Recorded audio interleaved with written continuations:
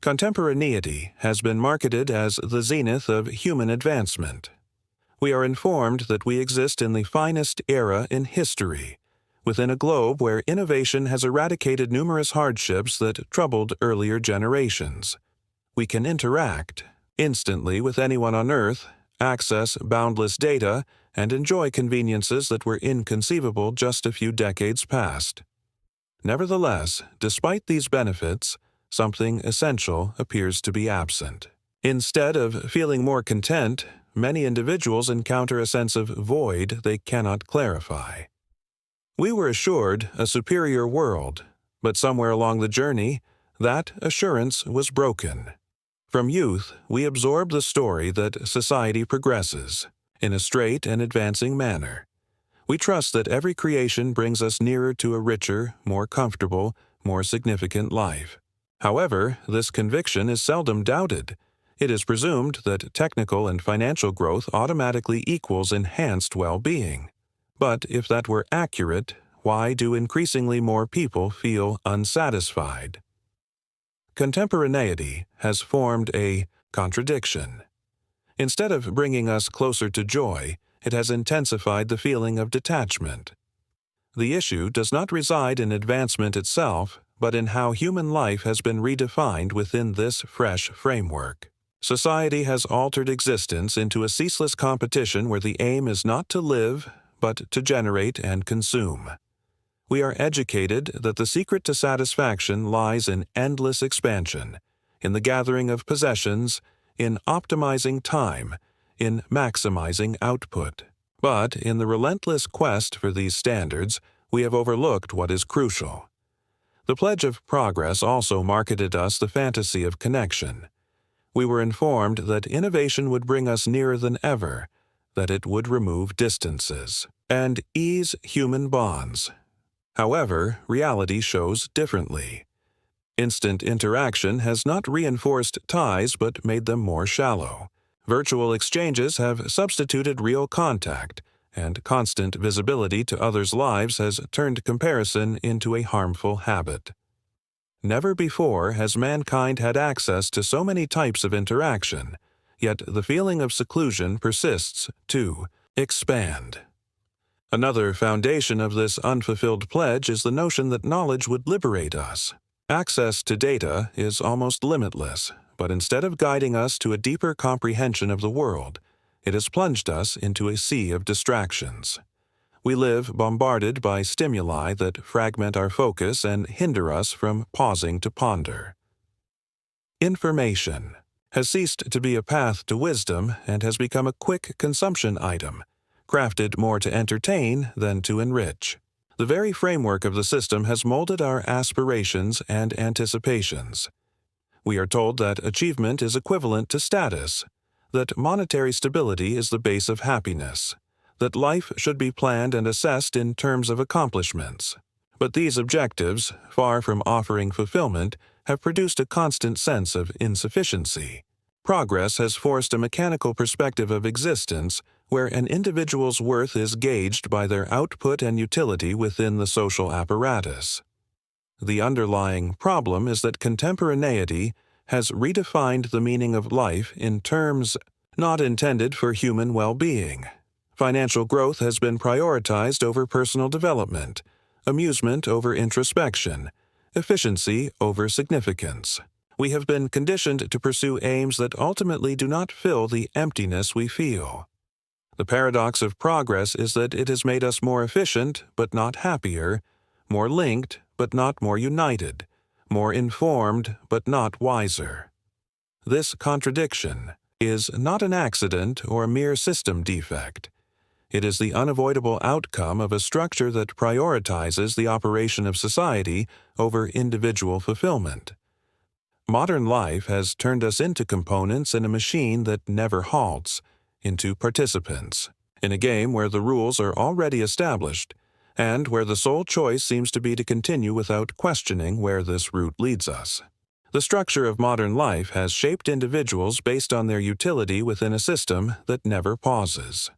From birth, each person is prepared to fit into a machine that demands constant effort. We are educated with the idea that work is the essence of existence, the purpose that gives meaning to our days. However, in this model, work is rarely presented as a path to personal fulfillment. Instead, it becomes an inescapable duty that dictates the rhythm of life, absorbing time, energy, and health without offering a real reward beyond mere survival. The workday is extended in subtle, relentless ways. Even when the workday ends, the mind remains trapped in worries that never cease. The technologies that promise to simplify life have blurred the boundaries between personal and professional life, keeping people in a constant state of availability. Fatigue is not just physical, but also mental. It is a feeling of ongoing wear, of being trapped in an endless cycle where each day feels like the last, with no room for pause or genuine rest. Productivity has been glorified as the ultimate virtue, and leisure has been relegated to a secondary role, seen as a waste of time rather than a fundamental need. The system imposes an invisible but persistent pressure to stay busy.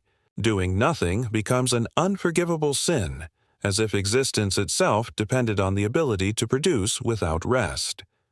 But in this endless race, exhaustion is inevitable. Anxiety and stress are not anomalies, but the natural state of those conditioned to measure their own worth based on their performance. Consumption emerges as the other pillar of this equation. For the system to function, it is not enough to work tirelessly. It is also necessary to spend. We have been taught to find satisfaction in the accumulation of goods, to see consumption as a path to happiness. But this happiness never arrives, because the mechanism is designed to be insatiable. As soon as one product is obtained, the need for another appears. The illusion is created that satisfaction is always within reach, but in reality, it is a mirage that moves farther away with each step. Persuasive strategies have been perfected to the point that few people stop to question them. Advertising does not sell products but aspirations. Consumption is associated with success, status, and belonging. Each object acquired promises an improvement in life, a sense of fulfillment that never materializes. The disappointment that follows each purchase is not a mistake, but an essential part of the mechanism.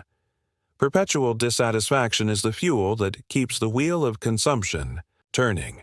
This model has transformed our perception of time. People no longer live in the present, but are trapped in a constant anticipation of the future.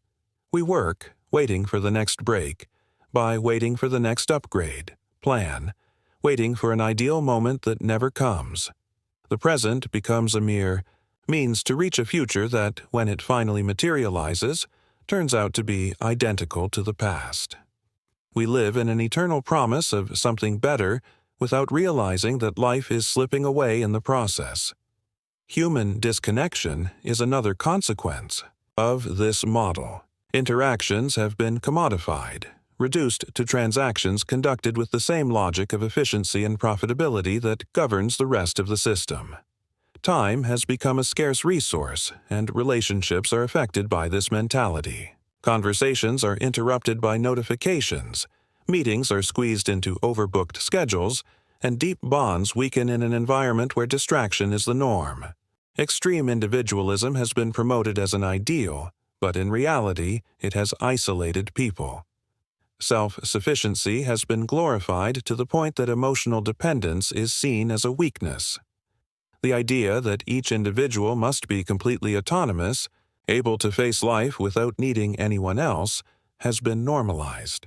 But the reality is that human connection is a fundamental need, not an optional luxury. The absence of meaningful bonds leaves a void that cannot be filled with entertainment, success, or possessions. The result of this model is a society where loneliness has become a silent epidemic, not chosen solitude, the kind that allows introspection and personal growth, but solitude imposed by a system that fragments relationships and turns people into independent units operating within an impersonal framework. We live surrounded by others but without a true sense of belonging. The lack of authentic connections generates a diffuse discomfort, a feeling of emptiness that we try to fill with distractions that never completely relieve it. This scenario has been normalized to the point that few stop to question it. It is accepted as the only possible way to live, as the inevitable price of progress. But beneath the surface of this apparent normality, something doesn't fit. There is a persistent feeling that something is missing, that life should not feel this way. However, expressing this discomfort is difficult because the dominant narrative keeps repeating that everything is better than ever, that the problem is not the system, but the individual's inability to adapt to it. In a world seemingly designed to keep us busy, productive, and distracted, the most essential question remains the same. For what? Modern life, with all its material splendor and technological advances, has stripped many people of a deep understanding of themselves. The disconnection, alienation, and emptiness felt daily are not merely side effects of a flawed system.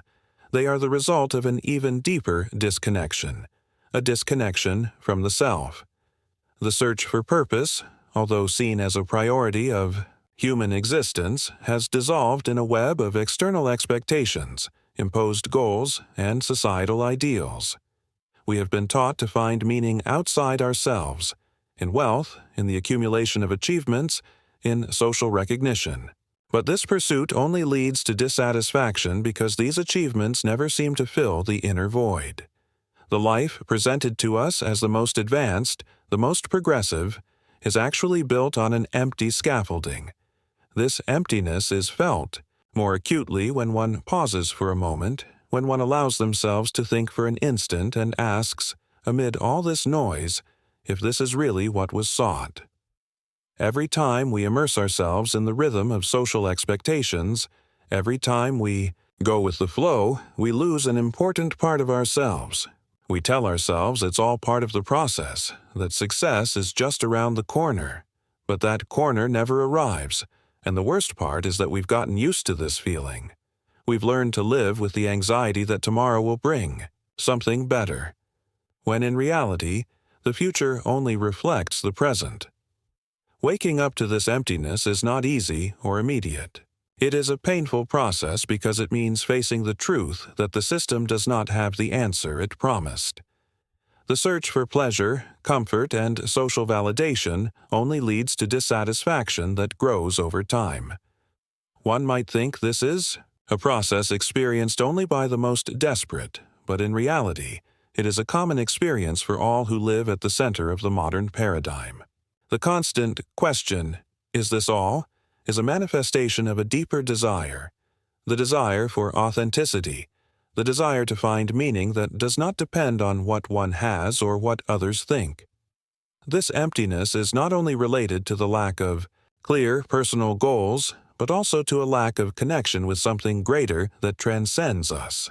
You know, sometimes a simple realization can become a turning point, the beginning of a new way of seeing life, a path that doesn't measure our worth by what we own, but by who we truly are, by what we give, by what we're able to create.